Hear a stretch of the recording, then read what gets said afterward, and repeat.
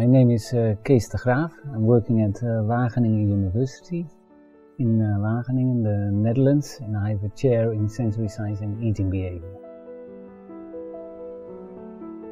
When you eat, you get rewarded because people like it, and the reward areas involved in eating and with foods, the neural circuitry in the brain is overlapping with also the neural circuitry in the brain when using drugs or other things. I don't think that means that you get addicted to sugar or something like that. I think we have an inborn preference for sweetness. I think basically sweetness signals energy, and I think basically that's a good signal. When we think about eating behavior from I would say from a psychological point of view, and I think there are three main things that are involved in eating behavior.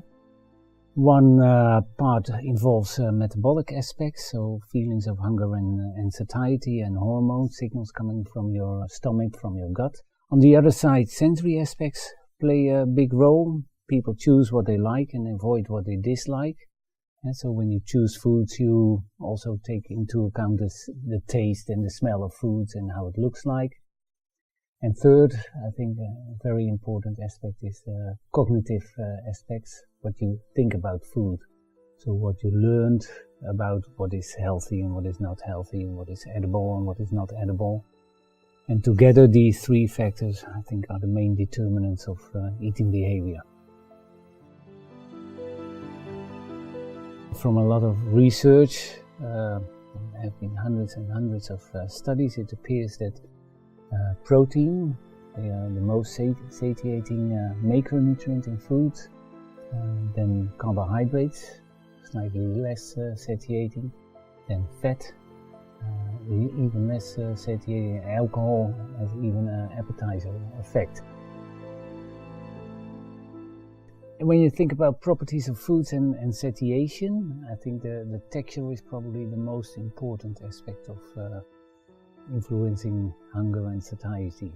Foods that you have to chew on for a long, long time, there it's very difficult to overeat because you get satiated by the chewing, but also by the taste of the food.